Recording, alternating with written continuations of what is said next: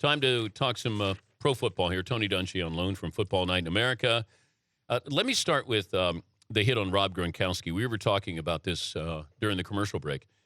Now, it looks like, from what I was told after the game, ACL, MCL tear, that he would be done for the season. The hit itself on Gronkowski, is this as a result of other hits where guys are fined or penalized and now they're going lower? I really think it is. It's definitely a response to rule changes. Normally, that defender would have tried to hit him in the chest, dislodge the ball, and guys are saying now, all I'm going to do when that happens is get penalized. So I'm going low. I'll try to dislodge the ball that way. The ball did come out. They ruled it, I think, down by contact. But that's what guys are doing, and we're going to see more of this. And somehow they're going to have to counteract that. We saw it with quarterbacks. When I was the defensive coordinator, when the rule about hitting the quarterbacks in the helmet came in, we started going low, and now they had to come up with a rule to protect the knees and lower the strike zone. So you're going to see some response. But defenders, that's all they can do. But here's my problem with this. Then we're going to outlaw the low hits, too. Wouldn't you think that the NFL... Oh, it's coming. Yeah, it's coming. Because players said, hit me up high, I'll take the concussion. If you take my knees out, like Gronk with a concussion can come back. Gronk with knee surgery is not coming back. That's the difference. And I don't know if the competition committee or the commissioner says you can't hit below the knee. That's what's coming next on defenseless players. And so the strike zone is going to be very, very limited as to how you can hit. You can't hit with your helmet. You can't hit low. You can't hit high. But is there a strike zone? Like baseball has a strike zone. Does football have one that everybody understands? Well, they do understand it now. It's from the numbers down. And so But numbers to the knees, or is it numbers No, it's numbers down. All the way down. Okay. Down now. And so if I'm close to the numbers, I might hit you in the shoulder pad or the neck and get a penalty. If you glance up. Right. So therefore, I think in defenders' minds, it's waist down now. And that's what you're seeing. And it's difficult. You had the most touchdowns ever in one weekend in the NFL yesterday. We have this surplus of offense, and now defenders are saying, what about us? Will the NFL ever get better? It's like once you let it out of the bottle, it's hard to bring it back. Yeah, and part of my problem is when we played, and you hate to say that back in the day when we played, but the quarterback had some liability too. If I'm throwing it to you, you need to be open. I don't need to throw it where you get killed. Now it's like, okay, I can throw it in there because they really can't hit you. So I can take more chances, and it's on the defenders to not blow you up. So I think, I don't know what the answer is, but we're in danger. We're going to see a lot more knee injuries. The finish with the Cleveland Browns, New England Patriots, I actually felt sorry for the Browns. I didn't think it was pass interference on McFadden. If it was even slight, you can't have a game decided. It wasn't. And here's what it was. It was a response to 2 weeks ago, or maybe it was 3 weeks ago, where you have the penalty that should have been called in the end zone, and it's at the end of the game, and we don't call it. Wait, you think the Gronk play against Carolina? Absolutely. Because now a memo goes out, hey, I don't care if it's 1 second left in the game. If it's pass interference, you got to call it. We've got to be on top of these calls at the end of the game. And now, in response, it is. It just tipped the scale over the other way. Unbelievable finish. You saw one in Minnesota, Baltimore, the same way. There's an interception. Guy goes down, slides on bad footing, and pass interference call at the end of the game. I'm going to save this. We're going to take a break. I'm going to ask you about Peyton and cold weather. I know he's sensitive. He hears everything everybody says, and he did respond by saying, for those who think, you can stick it where the sun don't shine. But by the way, I knew 400 yards was coming. As soon as I saw the temperature, I said, Tennessee's in trouble. There's going to be some big yardage. But I will say this. We're watching the game, and the game's not over, and then you did say you had a comment about Peyton Manning and his performance when we were watching it in the studio.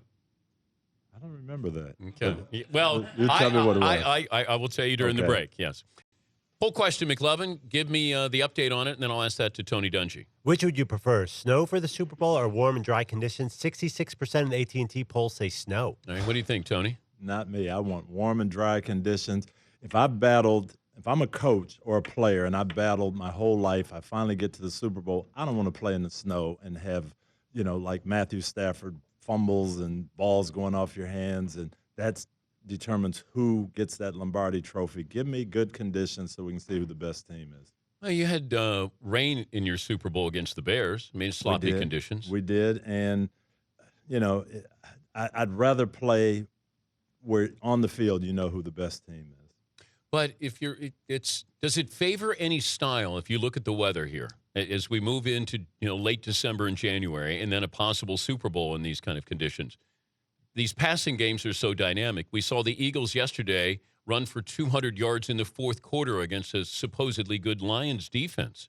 Who does it favor? Well, it really can favor anybody, but you play all year. If you're a team built for cold weather and running the ball and all that, then you got to win enough games to have that as your home field advantage. And you win enough during the regular season, you deserve it. But now we get two teams from opposite sides, AFC, NFC. There shouldn't be a built-in advantage for one team or the other. You didn't earn that. You didn't deserve it. Or let the team with the best record play the Super Bowl at home. Peyton yesterday put up a big performance. The weather conditions, even though, as I've said to start the show, it's Tennessee on the road in Denver. That didn't mean anything to me. I expect Peyton to put up great numbers. I wasn't surprised. This whole cold weather issue with Peyton, where did it start, and does it have any impact on his performance? No, it started with us losing playoff games in New England and people saying, it's the weather, it's bad conditions. It was Rodney Harrison and the Patriots defense. The weather had nothing to do with it, okay? And that's what kind of burns me a little bit. If you want to say, well, it's playoffs and pressure and defense and Belichick and, that's fine. But it's not the weather, because we practiced in cold weather. We lived in cold weather in Indy. We practiced outside. You throw the ball. It's nothing. It's those defenses that you play against that makes the difference. But he's sensitive about this. Now, I know he has rabbit ears. He hears everything. He knows what's said about him. Well, he is, because I told you there's going to be some big numbers today if it's cold. Well, we're watching the game, and as he threw a touchdown pass, I think, to Decker, you said, that's take it. Yeah, for all you people who didn't think he could play in cold weather. Peyton was angry not at Tennessee, but the weather. Yes. Yeah. And so, damn you, weather. Yeah, unfortunately, Tennessee had to take the brunt of it. If it had been 40 degrees, maybe it had only been 35 to 20. But I do think it bothers him that people would think that this somehow impacts his performance. No, I think it does. And anybody who's competitive, doesn't like that. Well, you can't do this, you can't do that, you can't do this, and he'll prove you wrong. My issue is still what he does in the playoffs. Sure. Let me see what you do in January, because his track record is not great. It doesn't matter what the weather is like, because they would have beaten Baltimore. If Moore doesn't act stupid and want to get an interception, they beat them, and I think they win the Super Bowl. And he performed well. He did throw the pick at the end of the game. I'm not going to hold that against him. But let me see what you do late January against a quality team. That's where we all get judged. Yeah. You were hinting that the Bengals might be the best all-around team in the AFC. I like where the Bengals are, and they're quietly winning. They're playing good defense. Now, losing Atkins really hurts them, but they still have a lot of athletic defenders. They can play any style of game. It's going to be up to Andy Dalton. He's got to play well in the playoffs, but they have everything else. They're not sexy, they're not flashy, but they're pretty good. Yeah, Andy Dalton's got to prove to me he can win a game. He does in January. He does. But who we talked about, who in the AFC do you say, boy, that's a solid all-around team right now? Cincinnati's probably as close as you have to it. Baltimore might be there, but they're not running the ball at all. No. That's still, I know the a offense, mystery. Yes. Speaking of mysteries, well, I don't think it's a mystery. I think that this has been coming for a long time. I want to play something that RG3 had to say after the game. Now, you just got embarrassed. One of the worst losses in franchise history. And here's RG3, not talking about the game, but sort of the stuff behind the scenes going on. And let me see if you can decipher what exactly he's saying. Here's RG3 after the loss yesterday. Just shooting ourselves in the foot too often. Where there's a bad pass, a drop ball here or there.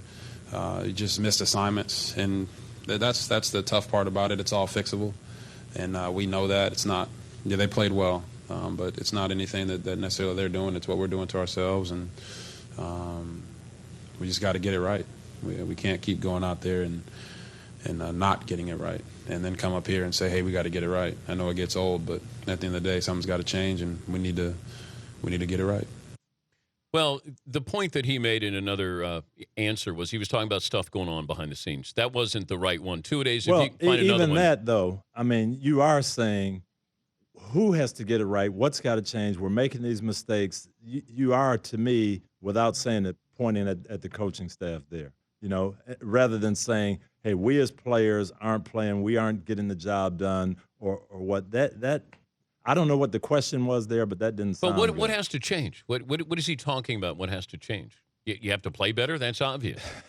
RG3 talks too much. Well, he feels like he's got to be the spokesman. He's got to answer every question, and you can't do that, especially when you're losing. But what has to change? They've all got to get on the same page. It's obviously dysfunctional there. Everybody's not on the same page, and that's what winning organizations do. They're on the same page, and right now they aren't in Washington. Yeah, but he doesn't have to tell you everything that's going on. But he's a young guy. He's got to learn that, and somebody's got to tell him that. Okay, and But maybe the only that's guy is Daniel Snyder because it seems like he's empowered RG3. He's given him too much power there. I don't know who he's listening to, but somebody's got to tell him this is how you do things as the quarterback of the Washington Redskins. This is how you do things as a leader. He's a young guy. We saw Cam Newton go through this. Everybody's, look at Cam in his press conferences, and now you're not hearing that anymore. He's matured a little bit. They're winning. But sometimes it takes that person to say, hey, here's how we got to do this. And I don't think that's happening there. I agree with you. I think Shanahan's going to be fired. Well, the thing, I have a long memory, and I think back to when Shanahan got the job, and we said, oh, wait a minute now. You hired this guy, and you didn't interview a minority. You didn't fulfill the Rooney Rule. And Dan Snyder said, oh, no, I interviewed Jerry Gray already, who was on the staff of Jim Zorn, and Jim Zorn didn't know he was out of a job yet. So all that could be happening now. Who knows? It's happened in the past. Yeah, but do you think he's going to get fired? That's been the history in Washington. I'm a big one on continuity, but the more you see this team, I don't know that it can be fixed with what they have. But if the report is true that he was going to walk away from this team after the playoff loss, and look, coaches have sources themselves. Like there's a reporter I'll dump something off on. This didn't come out of nowhere. There's validity to it because Shanahan didn't deny that. And Mike Florio pointed that out last night on Football Night in America where Shanahan said, I'm not here to answer what happened last January. Okay, what happened last January?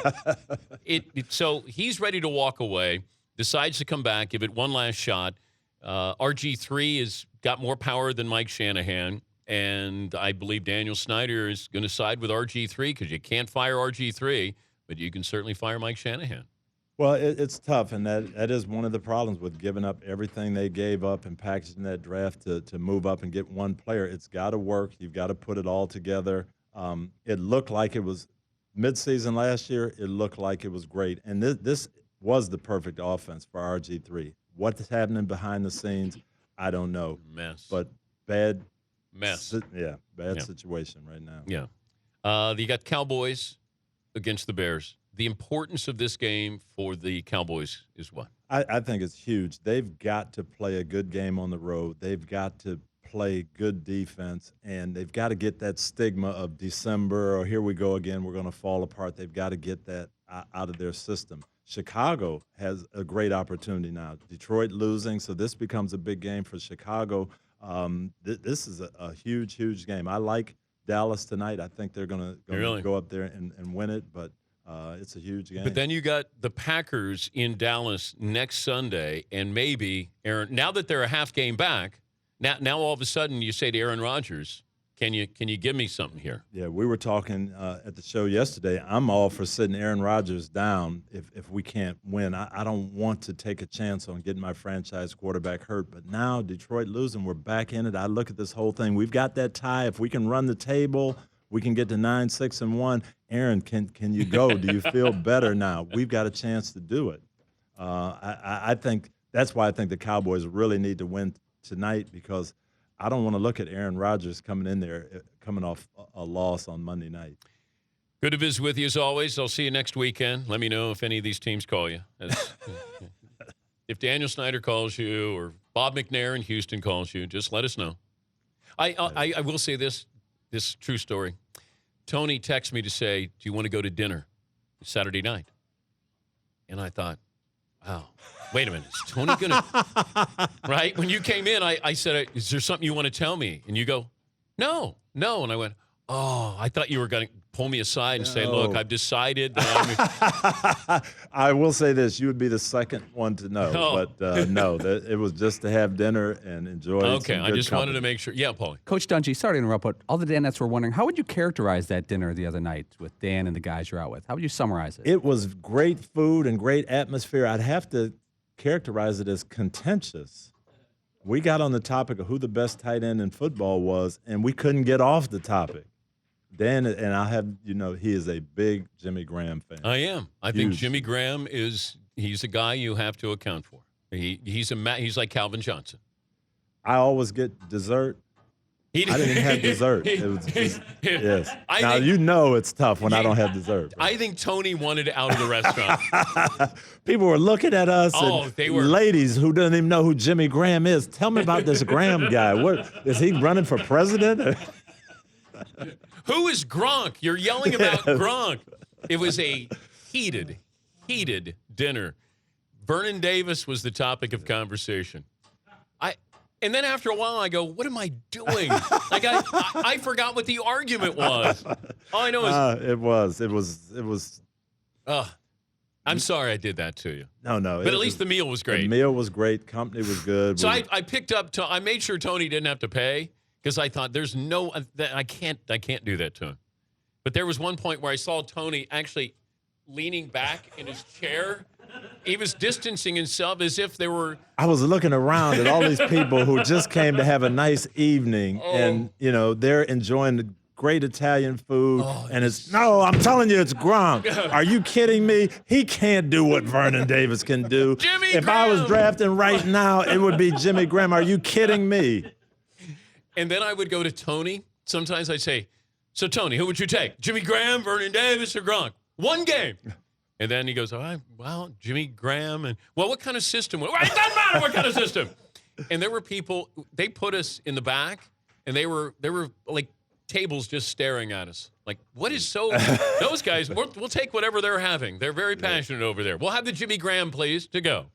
All right, thanks for stopping by, buddy. Always fun. All right, Tony Dungy. The Dan Patrick Show, weekday mornings on Audience.